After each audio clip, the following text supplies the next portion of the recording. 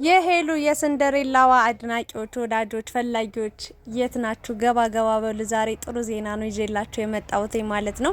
ሰንደሬላዋ እንግዲህ ሁሌም ውብ ናት፣ ሁሌም ቆንጆ ናት፣ ሁሌም ደርባባ ናት። ዛሬ ደግሞ ይበልጥ አምሮባት ውብ ሆና ቆንጆ ሆና በአዲስ ነገር መጣለች ማለት ነው። ይሄ ትልቅ ደስ የሚል ዜና ነው ማለት ነውና ከዚህ በፊት ያው እንደሚታወቀው ደስታዋ ግማሽ ግማሽ ነበር። አንድ ቀን ደስታ፣ ሌላ ቀን ደግሞ ሀዘን ወይም ደግሞ የሚያስጠላ ነገር እየተፈጠረ እንግዲህ ህይወቷ ላይ ከባድና ብዙ ፈተናዎችን ያሳለፈች እንደ ሴት በጣም በቃ ሰውነቷ ከስቶ እስከ እኔ እንጃ እንዴት ልበላችሁ በጣም ከስታ ጠቁራ በጣም ብዙ ነገር ሆናለች። እቺ ልጅ እዚህ ቦታ ላይ ለመድረስ እዚህ ሁኔታ ላይ ለመቆም እዚህ ቦታ ላይ ለመገኘት እዚህ እድሜ ላይ ለመድረስ ብዙ ነገር ሆናለች። በአጭሩ በልጅነቷ ጀምሮ ብዙ ፈተናዎችን አይታለችና ሄሉዬ ብዙዎቻችን ያው ያልሆነ ነገር ስንሰማ ስናይ ያው ተይ ይሄንን አታድርጊ ይሄንን ሁኚ እንደዚህ አድርጊ እያለን ብቻ እንደ ጓደኛ እንደ ቤተሰብ እንግዲህ ችግሯንም ለመረዳት ስታጠፋም ተይ እያለን እየመከርን ብቻ አለናትና የሆነ ጊዜ ላይ ግን ያው ተስፋ ቆርጣ ሁሉንም ነገር በቃኝ ብላ በቃ በተወቹ ሰዓት ላይ ብዙ የማዳም ቅመሞች በጣም ከልብ እንደኔ አይነት ሰው አይደለም፣ እንደኔ አይነት አድናቂ እንደኔ አይነት ደጋፊ አይደለም።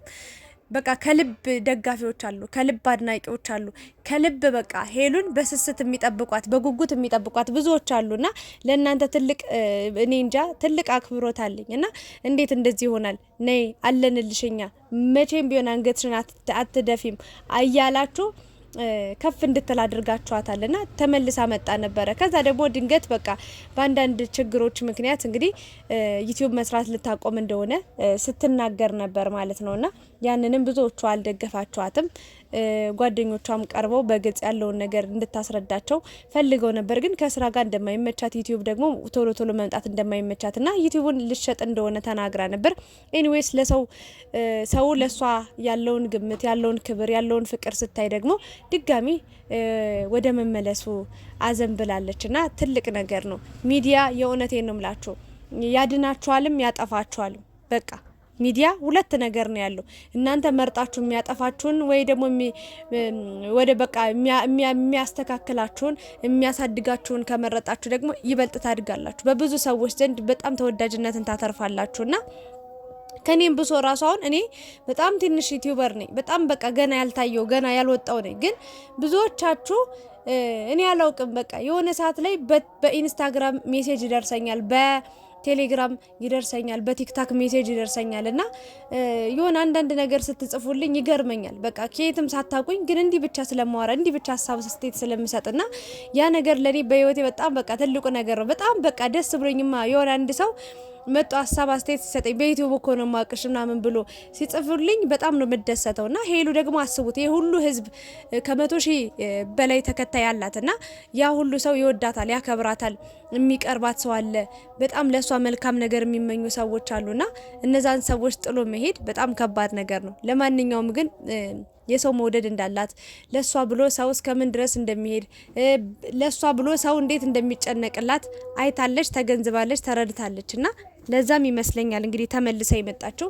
ይሄ ትልቅ ነገር ነው። ሄሉዬ ሁሌም ቆንጆ ናት፣ ሁሌም ውብ ናት። በቃ የእውነት ነው የምላችሁ። ግን አንዳንዴ ደግሞ ሰው ስትሆኑ በህይወታችሁ ላይ በቃ አንድ ፈተና ሲመጣ አንዱን ተወጣው ስትሉ ሌላ ፈተና፣ አንደኛው አለቀ ስትሉ ሌላኛው እየመጣ በቃ ህይወታችሁ ላይ ድክም ሊላችሁ ይችላል። ግን ደግሞ እስትንፋሳችሁ ካለ እመኑኝ ህይወታችሁ እስካለ ድረስ ማለት ነው እግዚአብሔር የሆነ ቀን ላይ ሁሉን ነገር ማስተካከሉ አይቀርም።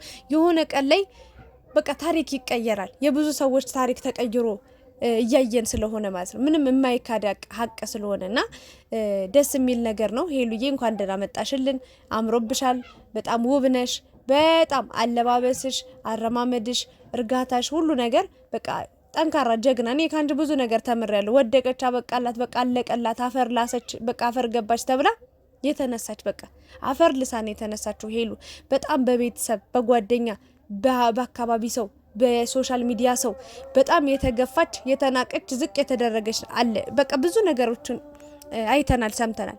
ግን አለን እኛ ደግሞ ከልብ የምንወዳት የምናደንቃት የምናከብራት የሷን ስኬት፣ የሷን ደስታ፣ የሷን ሰላም የምንፈልግ ሰዎች አለንና ሄሉ በመምጣቷ ደስ ነው ያለኝ። በቃ ለኛ ብዙ ጥንካሬን አስተምረሽናል። ኤኒዌይስ ማታ እንግዲህ አዲስ ቪዲዮ የምትለቀው ይኖራል አብረን የምናየው ይሆናልና ባጭሩ ግን ደስታዬን ለመግለጽ ነው። እንዲህ አምሮባት ሳይ የሆነ ትንሽ ጥፍት ብላ ነበር ትንሽ ቀናትና ያ ነገር ያው ደብሮኝ ነበር። የት ገብታ ይሆን እንዳለችው በቃ ሻጠችው እንዴ ብዬ ስጋት ውስጥ ነበርኩኝና ለማንኛውም እኛንም አክብራን በመምጣቷ ልናመሰግናት ይገባልና የኔ ምርጦች አለንልሽ እንበላት። ዛሬም ነገም ከነገ ወዲያም ሁሌም ከጎኗ እንቆም። ጠንካራ ጀግና ሴት ናት። በብዙ ነገር እየተለወጠች ነው፣ እየተቀየረች ነው። ስለዚህ የሷ መቀየር የሷ መለወጥ እኛ ሊያስደስተን ይገባል እላለሁ።